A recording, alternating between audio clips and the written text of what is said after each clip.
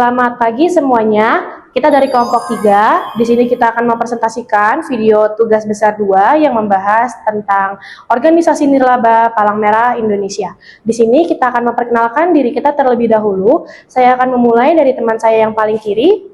Nama saya Jennifer Sanisa Fadila dengan NIM 211244244. Saya Andira Nurdiani dengan NIM 21124111081. Saya Cindy Stefania Theophilus dengan NIM 211241056. Saya Dinda Meliputi dengan NIM 211241066.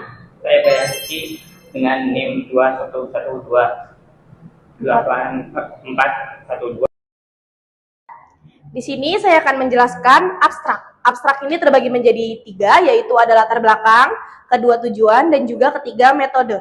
Latar belakangnya adalah Palang Merah Indonesia atau PMI merupakan organisasi kemanusiaan yang menjalankan berbagai misi, termasuk layanan kesehatan, bantuan bencana, dan juga edukasi. Keberhasilan PMI sangat dipengaruhi oleh kepemimpinan yang adaptif dan juga distribusi kekuasaan yang sangat amat efisien. Lalu yang kedua, ini ada tujuan. Studi ini bertujuan untuk menganalisis gaya kepemimpinan dan struktur organisasi PMI, termasuk bagaimana perubahan dan inovasi diterapkan dalam mendukung efektivitas operasional PMI.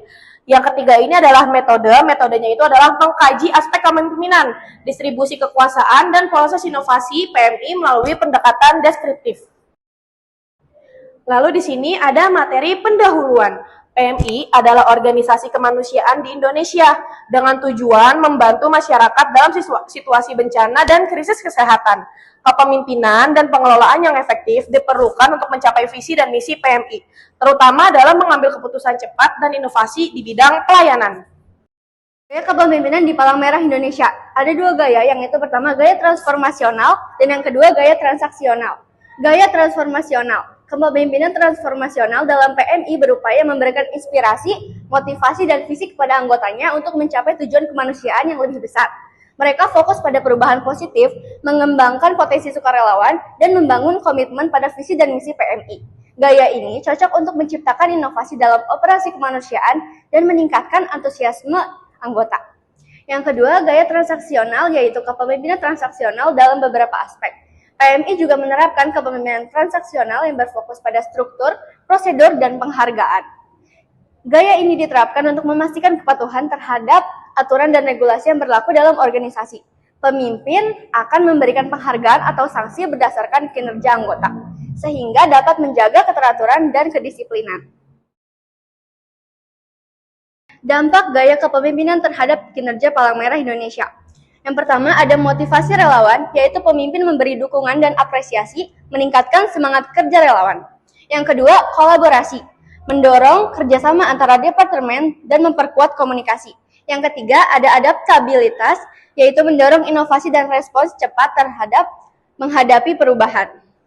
Yaitu ada distribusi kekuasaan dalam Palang Merah Indonesia. Distribusi kekuasaan dalam Palang Merah Indonesia diatur untuk memastikan organisasi berjalan secara efektif, terstruktur, dan selaras dengan misi kemanusiaan. Berikut adalah penjelasan mengenai distribusi kekuasaan dalam Palang Merah Indonesia. Yang pertama yaitu ada struktur desentralisasi, yaitu keluasan kesebaran antara pusat dan cabang, memungkinkan keputusan operasional diambil lebih dekat dengan situasi lokal. Yang kedua yaitu ada keputusan lokal. Keputusan lokal yaitu cabang memiliki otonomi untuk bertindak sesuai kebutuhan daerah, mempercepat respon dalam situasi darurat. Berikutnya yaitu ada dampak distribusi kekuasaan terhadap operasional Palang Merah Indonesia. Yang pertama yaitu ada efektivitas desentralisasi. Itu memungkinkan PMI merespon lebih cepat saat bencana. Yang kedua ada fleksibilitas regional cabang. Itu menyesuaikan pendekatan sesuai kebutuhan lokal, meningkatkan relevansi dan efisiensi operasi. Proses perubahan dalam PMI. PMI beradaptasi dengan perubahan melalui pendekatan manajemen perubahan inklusif. Setiap perubahan dipersiapkan dengan pelatihan dan sosialisasi bagi anggota, memfasilitasi adopsi inovasi secara menyeluruh. Selanjutnya ada inovasi di Palang Merah Indonesia.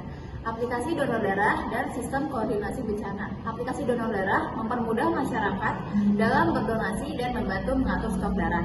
Untuk sistem koordinasi bencana, mereka memfasilitasi teknologi informasi, komunikasi real time antara pusat dan cabang untuk meningkatkan respon di lapangan.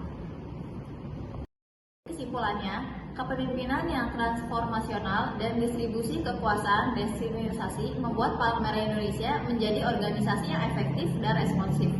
Inovasi seperti aplikasi donasi darah dan sistem koordinasi bencana memperkuat peran Palang Merah Indonesia dalam membantu masyarakat dan menegaskan komitmen mereka terhadap misi kemanusiaan. Sekian hasil presentasi diskusi tugas besar 2 Palang Merah Indonesia kelompok 3, kurang lebihnya mohon maaf. Terima kasih.